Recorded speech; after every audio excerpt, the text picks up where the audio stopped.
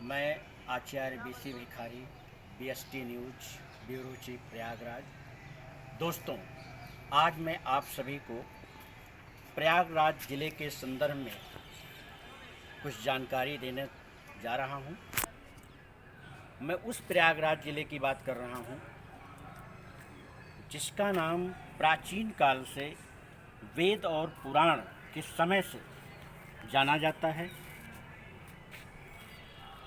परंतु लगभग 450 वर्ष पहले मुगल सम्राट जलालुद्दीन मोहम्मद अकबर प्रयागराज के धर्म और संस्कृति से प्रभावित होकर प्रयागराज का नाम बदलकर इलाहाबाद रख दिया।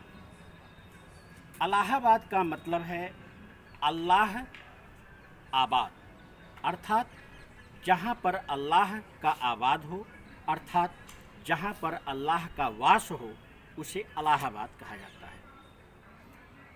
परंतु कुछ समय पश्चात ब्रिटिश हुकूमत ने इलाहाबाद को भी बदलकर इलाहाबाद कर दिया और कुछ ही समय पश्चात लगभग 450 वर्ष बाद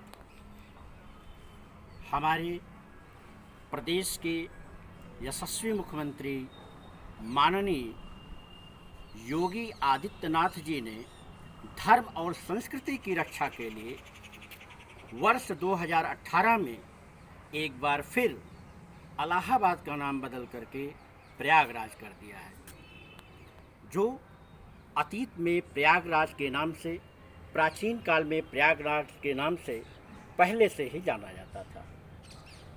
अब देखिए, सवाल आता है कि प्रयाग शब्द की उत्पत्ति कैसे हुई, प्रयागराज शब्द कहाँ से आया।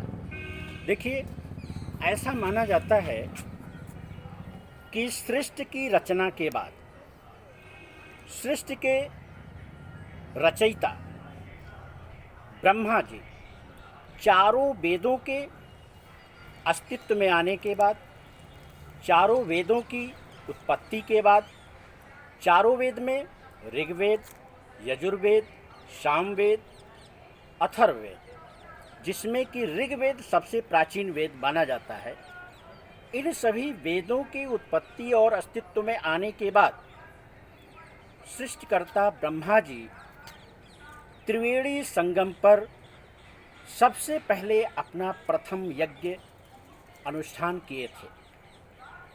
ब्रह्मा जी के द्वारा सर्वप्रथम त्रिवेणी संगम पर प्रथम यज्ञ पूर्ण किए जाने के बाद, तो प्रथम यज्ञ शब्द से प्रथम शब्द का प्र और यज्ञ शब्द से याग को मिला करके प्रयाग शब्द की उत्पत्ति हुई, प्रयाग शब्द की रचना हुई।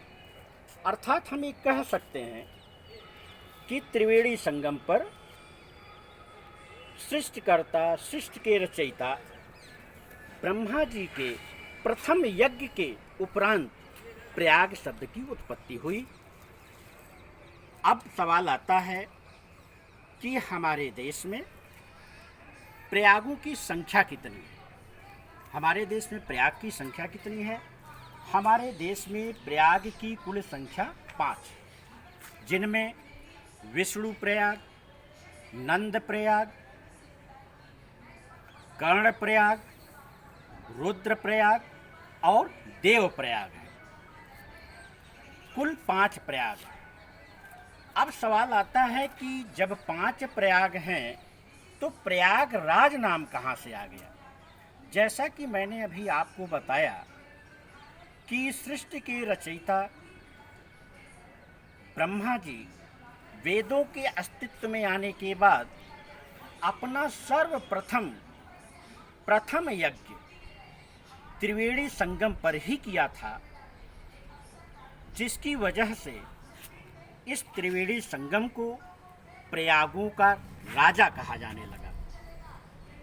और त्रिवेणी संगम, चूँकि ब्रह्मा जी ने यहाँ पे अपना पहला यज्ञ किया था, प्रथम यज्ञ किया था, वह राजा कहलाया, जिसकी वजह से इसका नाम प्रयागराज पड़ा, क्योंकि त्रिवेणी संगम समस्त प्रयागों का राजा कहा जाता है, इसीलिए इसका नाम प्रयागराज है। ठीक है। अब सवाल उठता है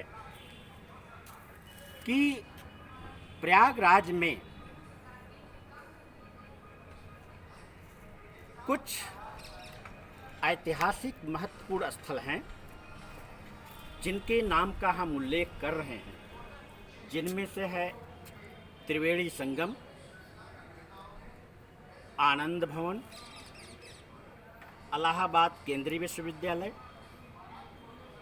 Allahabad high court, Alfred park या कंपनी गार्डन, या जिसे हम अमर शहीद चंद्रशेखर आज़ाद स्मृति पार्क के रूप में जानते हैं, और लेटे हनुमान जी त्रिवेणी संगम, नागवासुकी मंदिर त्रिवेणी संगम, अकबर का किला त्रिवेणी संगम, अक्षय वट त्रिवेणी संगम, ये इत्यादि अनेक बहुत सारे स्थल हैं जो प्रयागराज की पहचान में अपनी बड़ी भूमिका निभाते हैं।